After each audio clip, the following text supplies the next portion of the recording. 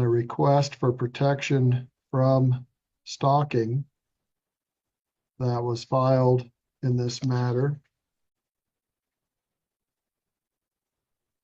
It was filed back on March 17th, 2025. I'm sorry, March 16th, 2025. Mr. Priest, you were personally served on March 17th, 2025. Yes. Okay. Both parties understand that this is being broadcast by Zoom or by YouTube. That is required to make this an open public hearing. You understand that? Yes.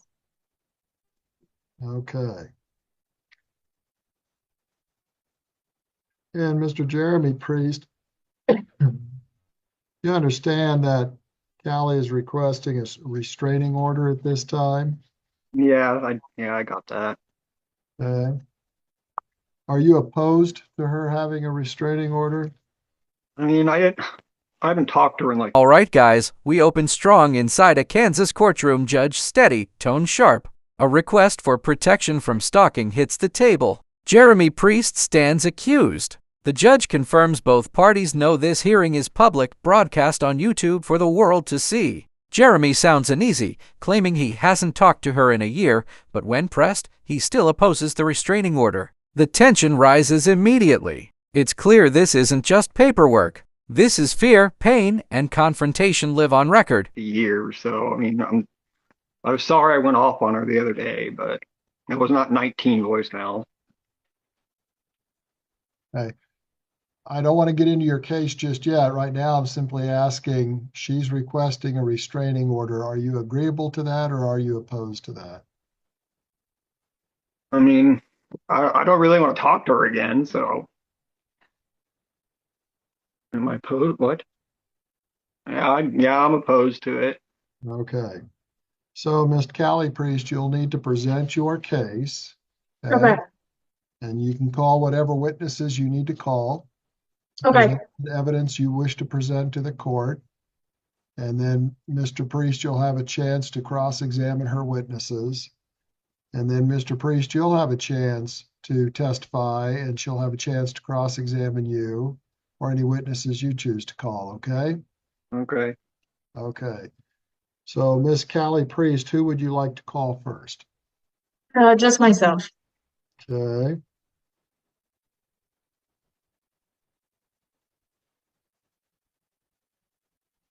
Would you raise your right hand, please?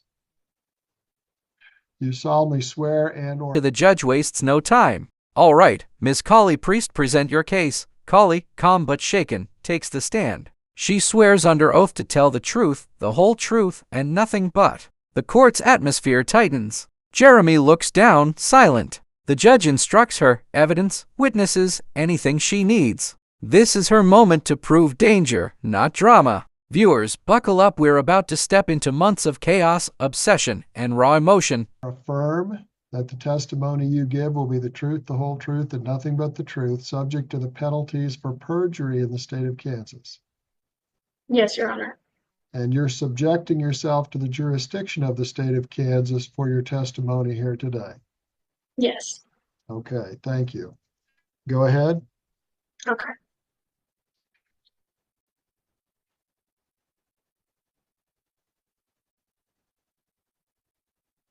Screen sharing. All right. So this started around the end of January when he did not return my sister from a visit and I somehow got involved. I have had no contact with him since December and I have not seen him in months before that. So he first texted me talking about how he's upset with me and how I treated my sister was so wrong and that he's terrified I'm going to come kidnap my sister.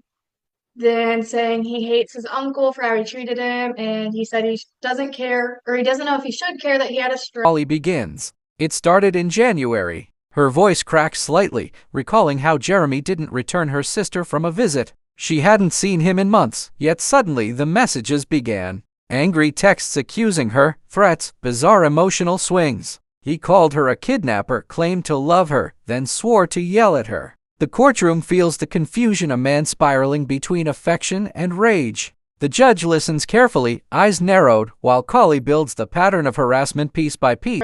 And that I am my sister's sister and not her mother. He then, 3 days later, goes on to text me after I have not responded. I don't know if you have me blocked or not. I still love you. I want a future with you, but what you did and never will be okay again. You need to apologize, and I'm going to yell at you if we ever talk again. And my parents had court on February 4th, and my sister got returned. He then went on to Facebook and posted a numerous amount of Facebook posts here, a few that have my name in them.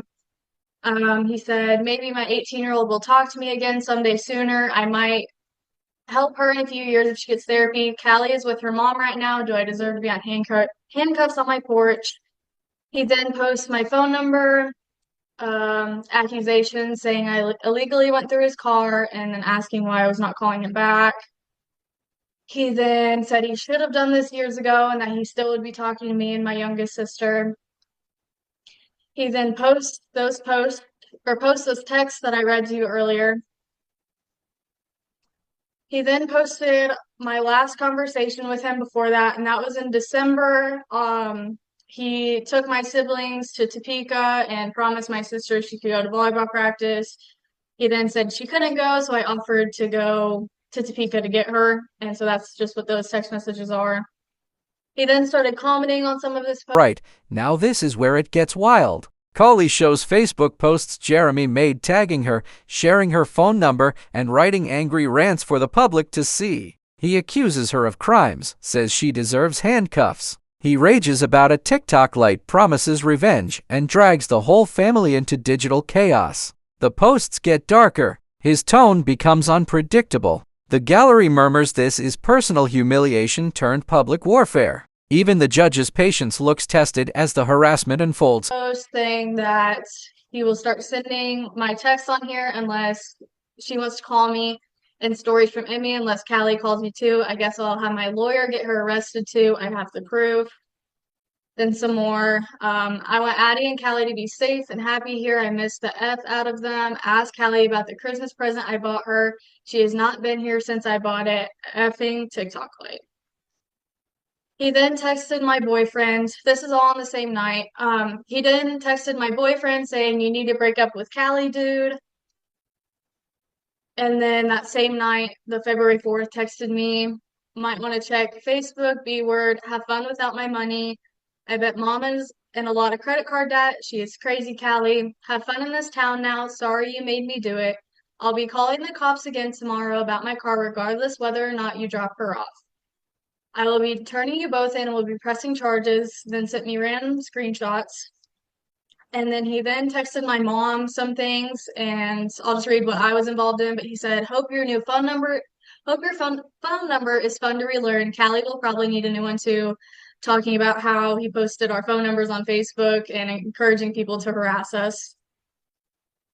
He then went on to send memes to me and my mom that night as well. Then on March 7th, I did not respond to any of those messages in between. Then comes the real turning point, February 4th. Jeremy bombards Colley and her boyfriend with messages. Break up with her, he says. Have fun without my money. He accuses, insults, threatens, and crosses every emotional line. And just when it can't get worse, he posts again more names, more taunts, and says he'll call the cops. The judge leans back, arms crossed. This isn't just online noise, this is targeted psychological pressure. Everyone in that courtroom knows it. Any of those. He then has left me alone since that February 4th until March 7th, and that is when, around the time I heard he returned to Ellis from my family.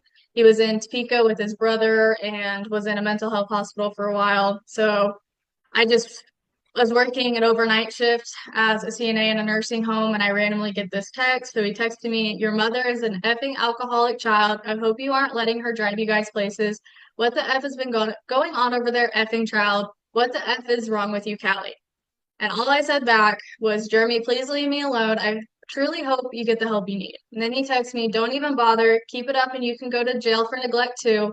I want my present back I bought you. You never even came over here to thank me for it. It better be on my effing porch in an hour, selfish child.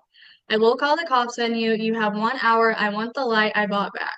Hurry the F up, daughter. Stop abusing me. Do you effing think I'm effing losing? Or I'm effing back because I'm effing losing. What the F? I'm effing moving to Kansas City. My effing TikTok light on my porch by 8 p.m. Cali. Call Vanessa and talk to her. Ask your best friend how many times she effing called the cops on me. Are you getting drunk with her? He then went on to send me 19 voicemails throughout those text messages. And that Christmas present he is implying came home with my younger sisters. March, Cully hoped it was over. But then another wave. Jeremy resurfaces, furious, cursing her mother, calling Cully an effing child. His tone grows hateful, unstable, unpredictable. She pleads, please leave me alone, but he doubles down, demanding his so-called TikTok light, promising police involvement if she doesn't return it. The texts escalate to full-blown verbal abuse. And guys, this is just the prelude. The evidence about to play will make the courtroom go silent. Sorry. He did not. I didn't expect a Christmas gift. I didn't ask for a Christmas gift. He gave me a gift, or he gave a gift and sent it home with my sisters on Christmas Eve. And then here are those voicemails. Can you hear them okay? Nothing's playing yet. Okay, let me.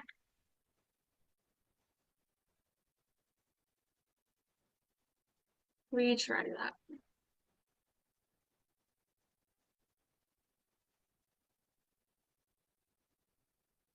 You fucking stole that light from me, Callie. Where the Can you guys hear it now? Yes. Okay. fuck is it? It better be my fucking porch right fucking now. Where the fuck have you been, Callie? How dare you fucking treat me this way? What the fuck is wrong with you? You're going to fucking jail now for all I care. Evidence number one. I can use voicemails in court, just so you know. Emmy had ADHD medication in 3 different medication bottles by the time I got the pills. Evidence number two. By the time Emmy got back to your house when your mom fucking stole her from me, you already had her door off, her bedroom door. Kelly, you're going to jail now too. You better fucking call me back. Evidence number 3. You fucking think you deserve my money and just think you could deserve to go places instead of me. You think you deserve to go to the ocean and see the ocean instead of me. You think you're entitled to my fucking money for some reason. Why do you think I have to pay for everything of yours for the rest of your life? You'll never see another fucking dime from me ever fucking again, Callie. Where the fuck is my life? Now, brace yourselves. The judge allows audio evidence 19 voicemails. Jeremy's voice blasts through the speakers. He screams profanities, accuses her of theft, threatens jail, mocks her, and curses her existence. You're my daughter, he shouts. You'll always be my daughter. But his words are filled with hate. The courtroom sits frozen. Colley's face tightens. These aren't just angry calls, they're proof of stalking, verbal abuse, and mental instability. When it ends, even the judge looks visibly shaken. You stole from me. Bring my fucking TikTok back right fucking now. I'm not giving it to you as a president. Give it fucking back to me. I bought it. Evidence number 4. Why are you calling me back? I've not heard from you since like November. Or no, December. When you just felt, oh my God, Christmas happened. Whoa, where am I? I just think I'm better than everyone. You think you're an equal with me. You're my fucking daughter, Callie. You will always be my daughter. I will always be your father. Where the fuck is my TikTok light, Callie? You fucking thieving bitch! Bring me back the shit I fucking paid for. You don't fucking deserve it. You fucking stole it from me. Why the fuck is it on my porch now? You have 24 minutes before I start calling the police. Stop fucking continuing to help my ex-wife abuse me, Callie. Fucking daughter.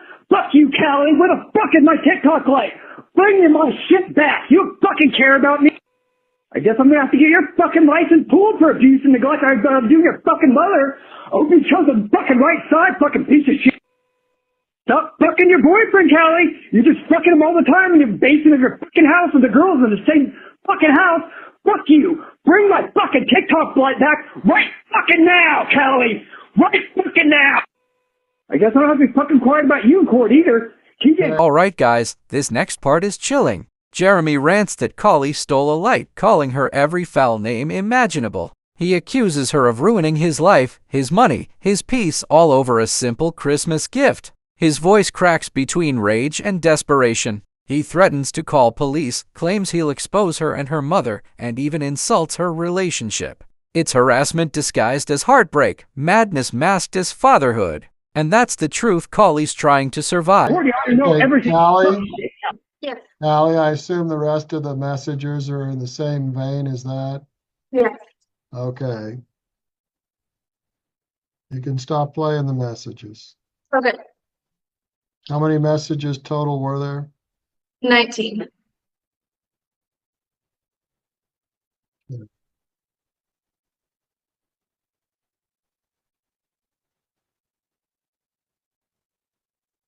Anything else that you want to testify to, Callie?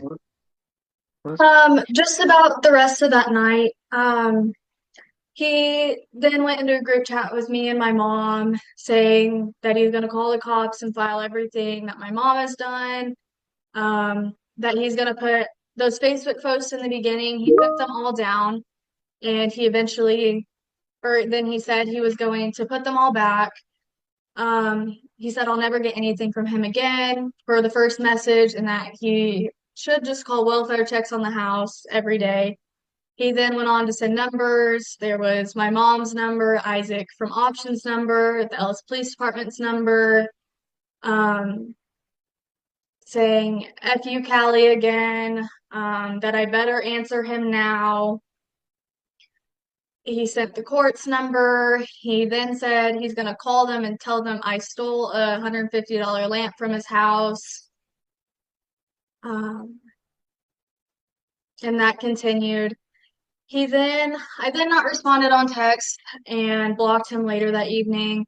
And he then reached out to me on Facebook Messenger saying he will never stop this. He weighed 120 pounds in Kansas City because of me and my mom's BS. What the F is wrong with you, B-word? Give me my effing TikTok light back.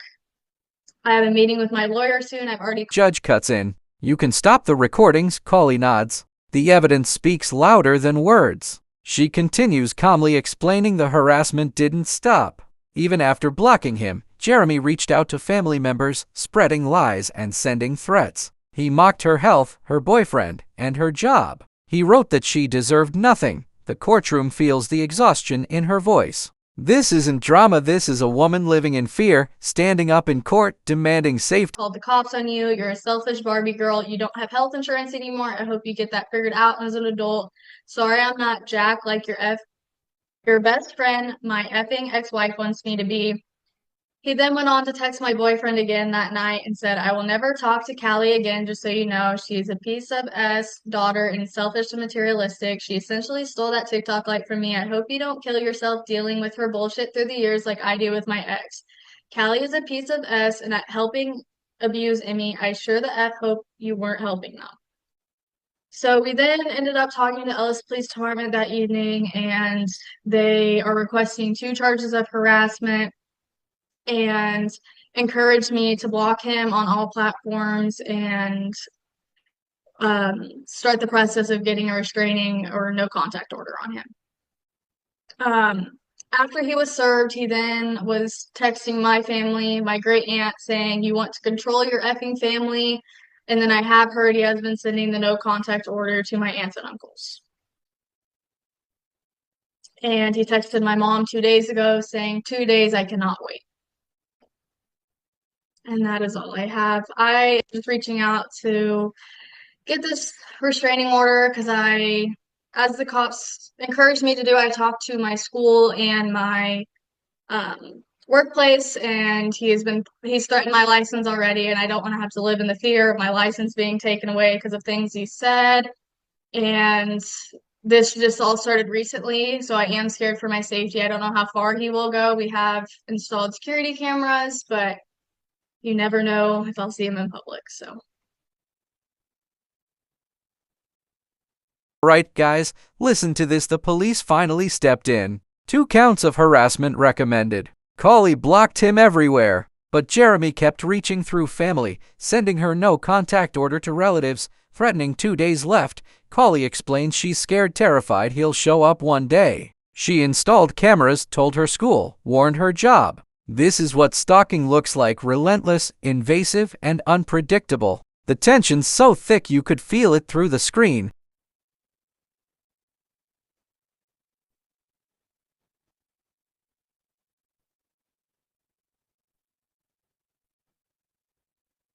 Anything further, Callie?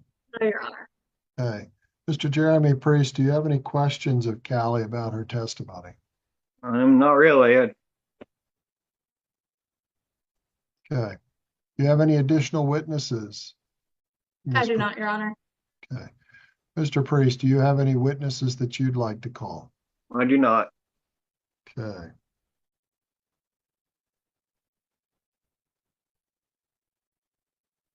Your closing argument, Ms. Callie Priest? Like I said, I just am requesting this restraining order for my safety and my future. I don't know how far he'll go. I don't know when this will stop. This just started happening of this year, and it just keeps the scene progressing, so I am nervous for my safety and for my future.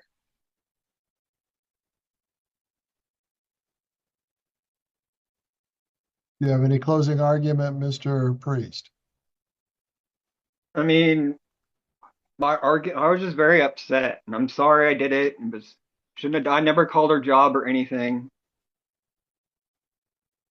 Just I've been through a lot, so and I haven't really talked to her in like 2 years. So, and I'm working with my lawyer about all the other stuff, not with her, with her mom. But The judge asks, anything further? Callie says softly, no, Your Honor. Jeremy's turn. He shrugs, sounding small. I'm sorry, I shouldn't have done it. I've been through a lot. He insists he's leaving her alone. But the court isn't convinced. His voice lacks remorse, only fatigue. The contrast is striking, her fear against his excuses. The judge's silence says it all. Viewers can feel the judgment forming. This is accountability coming down. leaving her alone.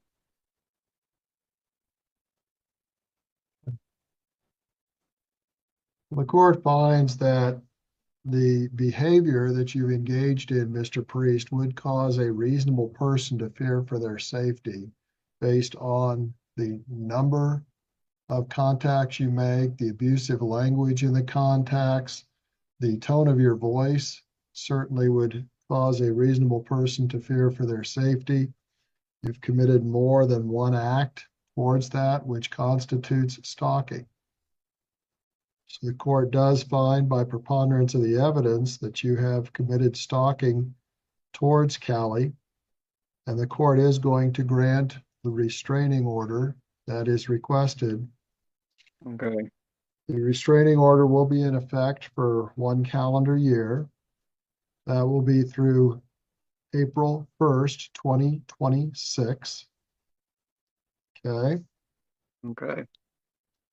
Mr. Priest, you need to understand that this order of protection from stalking replaces the temporary order that was put in place.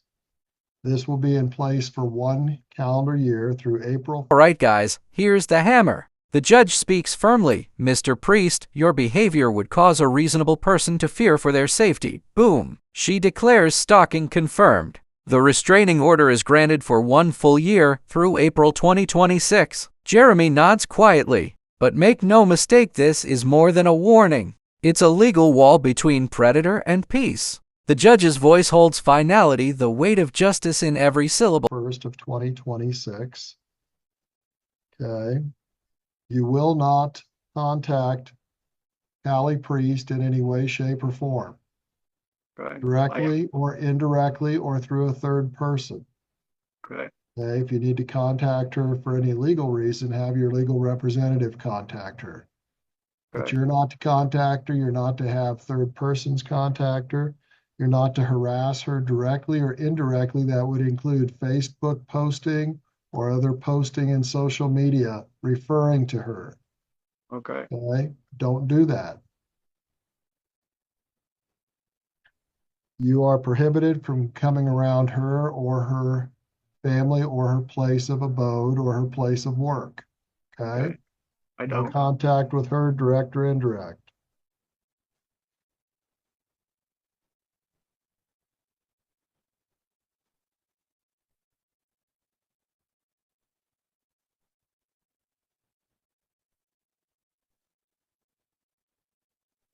You're also not to contact her employer and fellow employees, fellow workers, or others around her with communication that would likely cause annoyance or alarm to her, that you're contacting the people around her. That would include her boyfriend.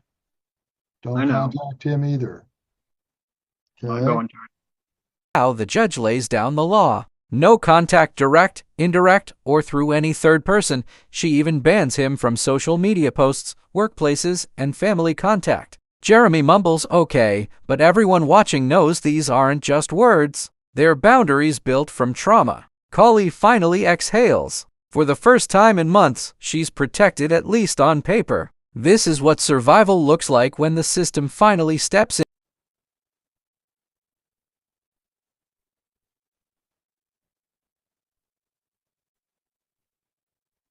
Miss Callie Priest, what's your boyfriend's name? Braden Binder, BR. Aydon, and then Binder. Right.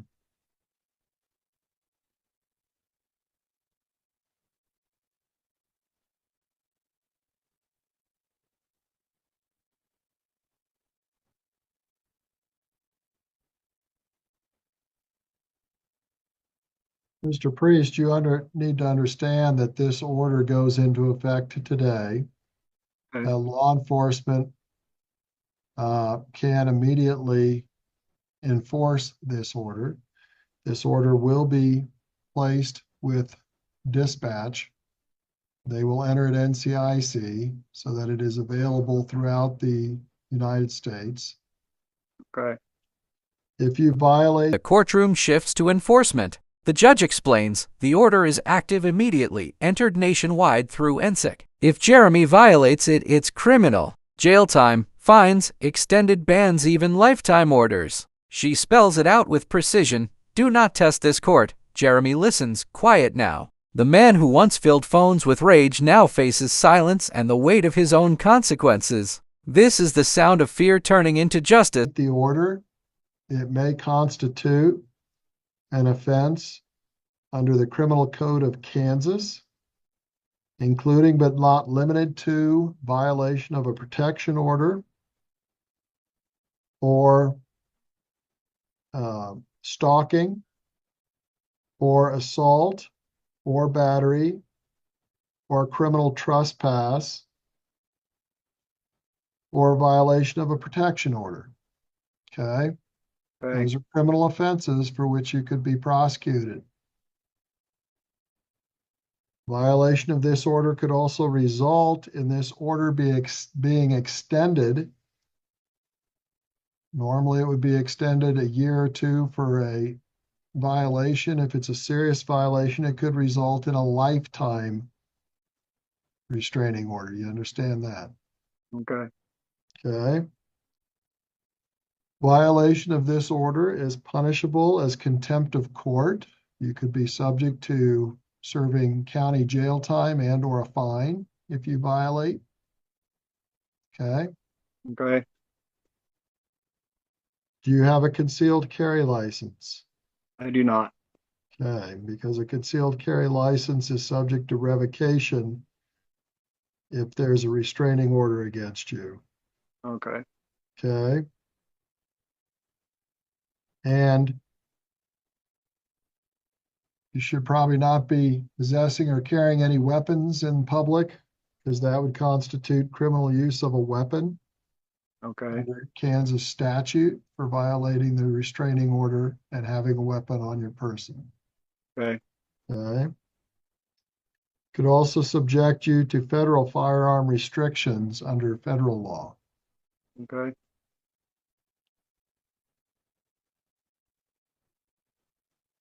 Do you have any questions about the restraining order? No, I have her blocked and everything, so I don't want. That order is in effect immediately and it remains in effect through April 1st of 2026. Okay. Okay. Anything further for the record, Ms. Callie Priest? No, Your Honor. Okay. Anything further for the record today, Mr. Jeremy Priest? No, Your Honor. Okay. No contact in any way, shape, or form, direct, indirect, or through any third person. Do you understand that? I won't. Do not refer to her on social media. Okay, I won't. Okay?